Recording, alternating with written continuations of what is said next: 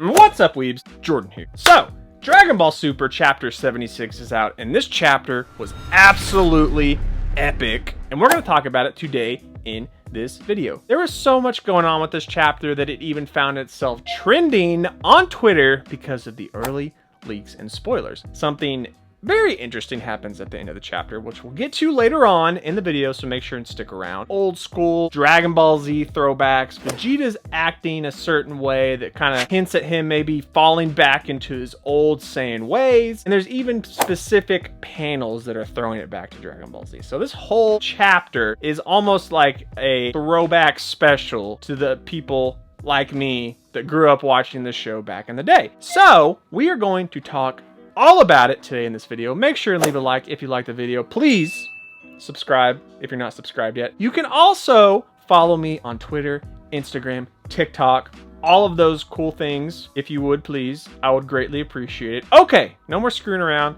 Let's talk about Dragon Ball Super Chapter 76.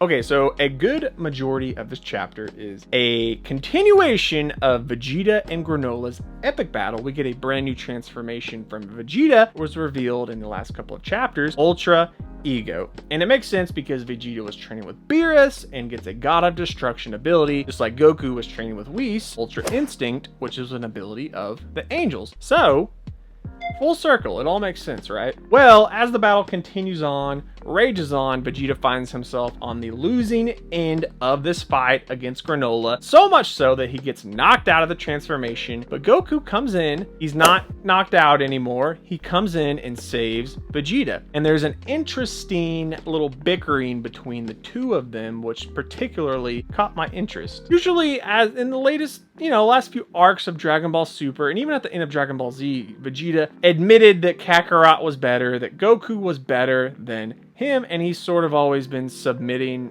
to Goku as the superior fighter. Well, as Super's gone on, there's been some, I don't even know how to say it, back and forth, specifically with Vegeta's character, and this chapter was no different. Vegeta seems to be acting like his old self again. His old Saiyan pride is getting the best of him, and he doesn't want Goku to get involved in this fight. He ends up kicking him out of the way so he doesn't get involved. That panel where he actually kicks Goku is almost, and I think it is, I think Toyotaro specifically drew it like this, but it's sort of like an odd to Android 18 kicking Vegeta when he went to fight Android 18 in the Android saga. Vegeta's like, kind of snaps out of it, almost like he's trying to pretend to be like his old self again, which makes sense, and we'll get to that here in a second. Vegeta's trying to tap into that old Saiyan savagery that he used to have so he can fight Granola in this brand new Ultra Ego transformation, which, come to find out later on in the chapter, Vegeta actually needs that malicious intent to obtain the full-fledged abilities of this Ultra Ego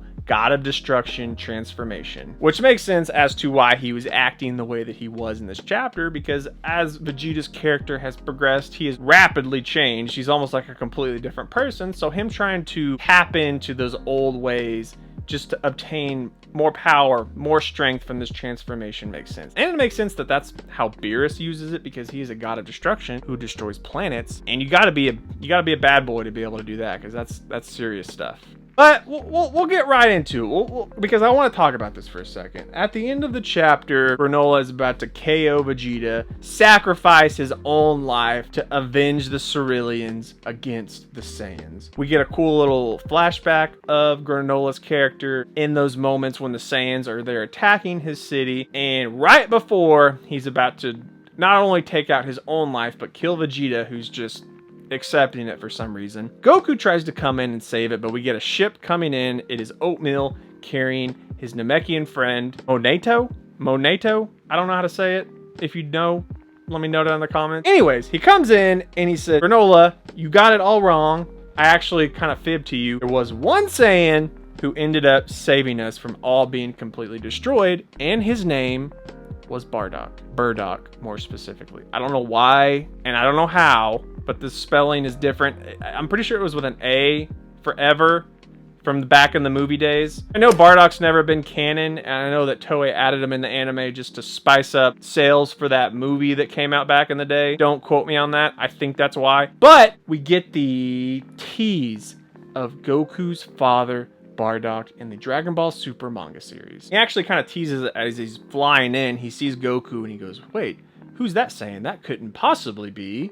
And then with the reveal that Bardock actually ended up saving the Ceruleans, and from what we know from Dragon Ball Super Broly, that Bardock is actually, with this new retcon, not just a savage Saiyan person, but he's actually a good guy who ended up saving Goku and starting the Dragon Ball series. He's a good guy now. Bardock is officially in the Dragon Ball Super Manga series, which we've all sort of been speculating and anticipating that perhaps Broly would be coming back to the Dragon Ball Super Manga. But we got another character from that movie, Bardock.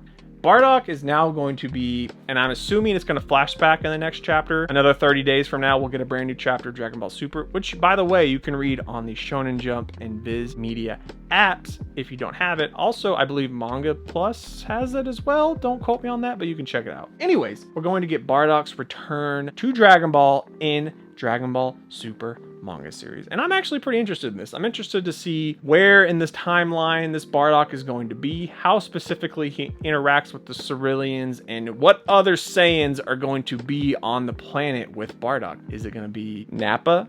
Vegeta? Because when he mentions Bardock's name, Goku has like a question mark bubble and Vegeta has like a spark, like, wait, I know that name. So it'll be really interesting going forward to see where the Dragon Ball Super manga goes, because it actually is getting really, really cool again. I've been not excited about Dragon Ball stuff lately, and I'm a massive Dragon Ball fan, but these last couple of chapters have gotten me hyped up again, and I am once again stoked on Dragon Ball Super content. Okay, guys, if you have any thoughts, concerns, questions, make sure to leave them down in the comment section. I'd really appreciate it. Like the video if you like the video.